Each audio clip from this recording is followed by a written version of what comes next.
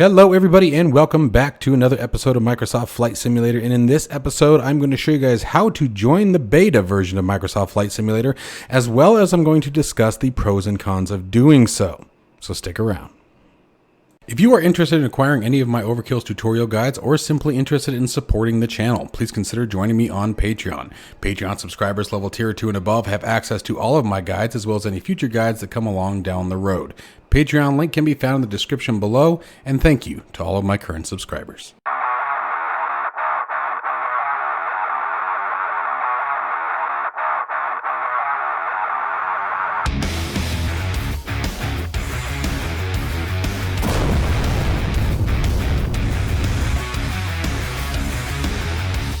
Okay, so let's talk about first the pros and cons and what a beta is before we get into the hows. I'll try to make this part very brief, but there's a couple very serious concerns to joining the Microsoft Flight Simulator beta that you guys are all going to want to pay attention to, so I recommend not skipping this part even if you know about some of this. So I'm going to make this brief. What is a beta? A beta is a version that has not completed testing. There are new features, there's new tools, there's often fixes and things like that that make it really awesome. And assuming everything works, you can find yourself enjoying features that the rest of the public isn't currently using because they are on what we call the stable version. Now, let's talk about the pros of this. Like I said, the pros are new features. Like, for example, one of the things that we're doing this today for is the AAU1 update from working title. We have a massive, huge improvement to, for example, the Cessna Citation Longitude, the G1000 NXI, the 430, the 530, the G3000, the G5000 suite.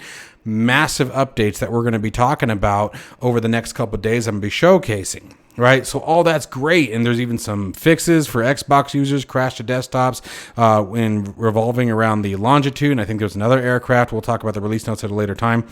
And then now let's talk about some of the cons, though. So one of the cons that I really want everyone to be aware of right out of the gate to this particular beta or software, I should say, when it comes to Microsoft Flight Simulator, is it even says in the beta release notes that you do run the risk of literally having to completely reinstall Microsoft Flight Simulator should something go wrong. Meaning that the damage, if you run into a serious bug, it may be irreparable, and your only option is to remove yourself from the beta, uninstall Microsoft Flight Simulator, and reinstall it under the stable release. Now, Microsoft Flight Simulator for me, guys, I just recently, just a couple days ago, did a brand new installation of Windows 10 with a new installation of Microsoft Flight Simulator, and it was 125 gigs. And I have a gigabyte download speed. And it took me, even still with that, approximately 6 hours to complete because of these servers that the Microsoft Flight Simulator is hosted on. So you could find yourself losing a lot of time. And then obviously, then there's that time of reconfiguring everything depending on where you have everything stored. So speaking of configuring things, add-ons, software, you want to make sure that your community folder is empty of any third-party add-ons. So this is, again, where an application like Add-ons Linker comes in very, very handy. What I do recommend doing is taking everything that, if you are installing directly into your community folder, take everything out of it, copy it into another folder or something if you wish. But primarily, you definitely, what you really want with this particular beta, guys, is you want to make sure that anything from working title is removed. Hey, sorry about that. I had a coughing fit I had to deal with. So the biggest things here, make sure your community folder is empty prior to joining the beta. Understand that there is a risk that if you have an issue with the beta, you start having major crashes, start having major issues, you may find yourself in a position where you must completely uninstall Microsoft Flight Simulator, remove yourself from the beta, and reinstall. The last con is just something that comes with betas in general. Remember, these are not fully ironed out features. You may actually experience new bugs, things that have not been addressed yet, and that is the nature of being in a beta.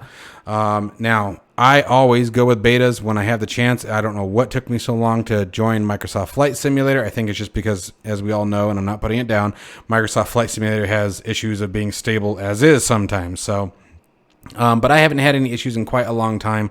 So I decided, you know what, we're going to try it out with this one because the AAU1 update from working title is just something I can't ignore. I'm so excited by it. Plus, I've got some guides and things that are waiting on this particular update. So, that's why we're doing that today. So what I'm going to do next, guys, is I'm going to walk you guys through the steps of how to do so. It's actually fairly simple to do. This will work with the Microsoft Store version, as well as should be the same process on Xbox. As far as Steam, I am not sure. I am not a Steam owner, or a Steam owner for Microsoft Flight Simulator, I should say. So let's go ahead and get into how do we do this. All right. So now let's go ahead and talk about how to actually install this. So what we're going to do is we're going to pull up the Microsoft Store. We're going to come over here to search, and we're going to look for Insider Hub. And this should be the same on Xbox and PC. You're going to find Xbox Installer Hub. Even on PC, it will say Xbox. Okay. Then here where it says launch, it will actually say get and free. So you're going to obviously hit get. It will install the Insider Hub. Then you'll select launch. After you select launch, you'll be presented with this screen, which will then say join. You will select join. Then you will select previews up at the top, and then select the Microsoft Flight Simulator Beta.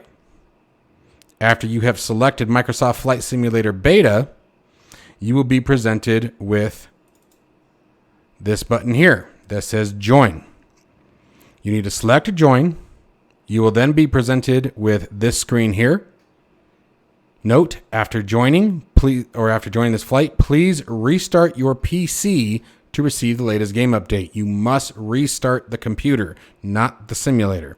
Okay? Once that is complete, you'll hit continue.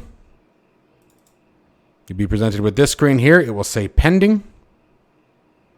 From there, you will be presented with this one here, and this will let you know that the beta is ready to be installed. This is the point at which you must restart your computer. Okay, so you'll restart your computer, and then you will launch Microsoft Flight Simulator, and it should begin the update, and you'll see the standard update window that you guys are used to seeing. And then you will be ready to enjoy the features of the latest update, or the beta. So just again, remember a couple of caveats I want to point out one more time, guys, please.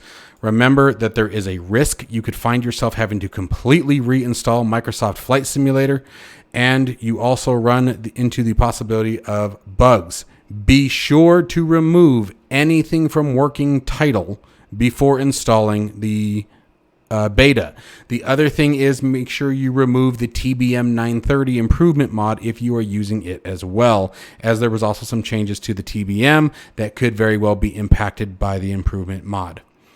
But guys, that is how you join the Microsoft Flight Simulator Beta. I hope you guys have enjoyed this quick video. I hope you found it useful, and as always, stay safe and healthy. I'll see you in the next one, guys.